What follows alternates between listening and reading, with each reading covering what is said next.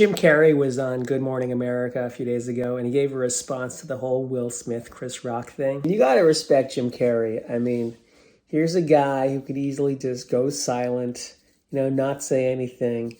And he goes on the show and he's like, I was sickened. He goes, the fact that they all stood up, and he goes, I would have sued for $200 million. I think there's a point in Hollywood where you reach a level where you just don't care. Where, he's done it all. Jim Carrey, whether you like him or hate him, he's done it all. And you just speak your truth, and the best is he goes, I would have sued for $200 million.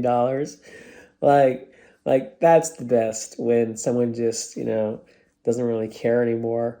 You can't really censor somebody who doesn't seem to care. He also said that he's considering retiring acting. But here's the thing. Like, Jim Carrey's a comedian. We have to remember that. Like, Jim Carrey's still a comic, 100%. Like, he started, Rodney Dangerfield found him. I think he toured with Rodney for like 2 years. I'm sure he knows Chris Rock. Absolutely.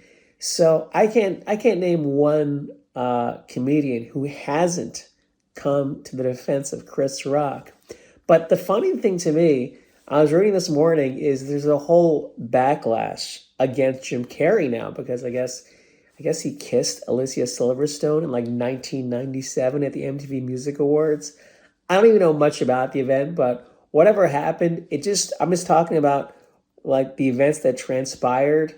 Okay, you can't say anything anymore that people disagree with. Like, if you say something, people will find dirt on you and blow it up. Look, you can try to cancel Jim Carrey. I don't think he cares, honestly. Like, what are you going to do? Like, he's not going to make The Mask, the sequel, which came out like 20 years ago, 30 years ago. Like, he's had his run. And that's the thing nowadays with just like the Hollywood mentality. Like when you say something, and I really think maybe that's why people stood up, for like Will Smith. Even if people disagree with you, I'm sure they're thinking, well, if I don't stand, I'm going to be like the one person who doesn't stand, and I might not work ever again in Hollywood. Like, everything I've worked for my career could be jeopardized. Like, that's just, the world we live in now. I think something switched. That's why we need more people. We need more multimillionaires who don't give a shit anymore and, just say what they want to say. Like, that's really the only way you're going to find unfiltered truth anymore, if that's what you want. So Rick Caruso is running for mayor of LA. I don't really follow politics that much. I don't know if he's a Republican or Democrat. I don't know. All I know is that he was a billionaire. He's a billionaire. He developed the Grove, which is like this beautiful shopping complex, outdoor shopping complex in LA, the sister complex in Pasadena. He's great at what he does. And he's running for mayor. I guess, business people can do that because they can fund their own, campaigns. But I did have a brief encounter with him back in 2012. I used to work at this talent agency called UTA. It's like one of the best agencies in Hollywood. I was an assistant.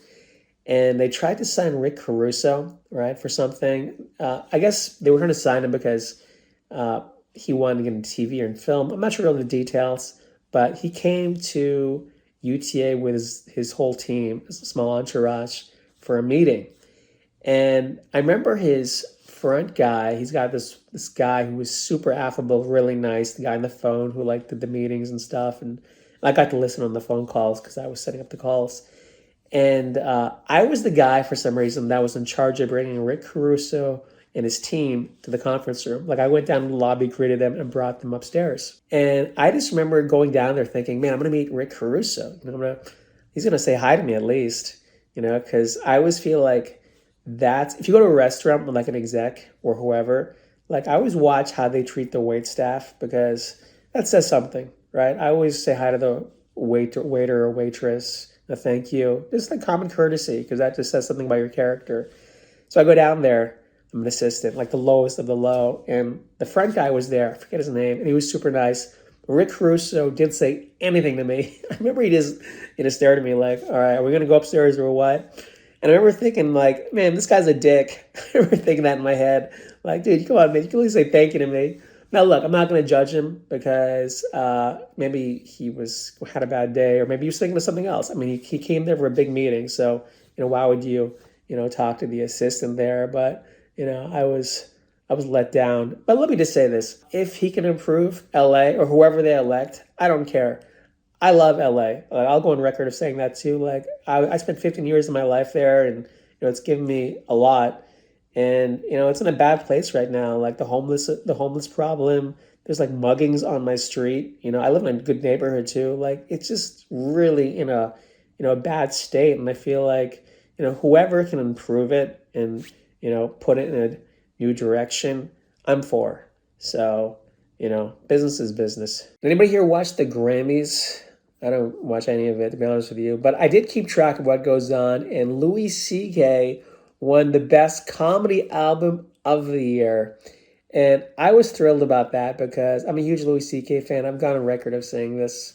I'm not going to get into what he did, but just him as a comedian has done some fantastic work. Just the way he like delves into himself, puts it out on stage. I feel like a lot of comics do that now because of Louis C.K. and how well he does it. And he's a guy who went from just telling like these quirky jokes into like really just shifting, and he had like a really great run until the unfortunate circumstances that happened to him. But this Grammy thing, I think, well, one, it sets the tone. Like, I really respect the fact that I don't know how they vote on this stuff, but they didn't let his personal life and all the news stories affect him, and they gave him an award strictly based on his comedy. I love that. That's how awards should be. I mean, really, if we're gonna give an award out, it should be strictly on the artistry, in my opinion. But here's the thing: it's like, what is enough? Like, does the mob want to just take away everything that Louis C.K. has? I mean, he's already lost, millions of dollars. He's not on TV anymore. I mean, really, his performances is all he has. Maybe he can self-produce a TV show. But I mean, do you want him to be destitute on the streets with nothing left? I mean, the guy has a family. Like, he's not some homicidal killer. But I don't know. I mean, I don't know what the line is. I think Norm Macdonald talked about this once. Rest in peace. So hopefully, him winning a Grammy might be some inroads for him working back into the mainstream. I'm a big proponent of voices, authentic voices. Louis C.K., Ricky Gervais. Anybody who speaks.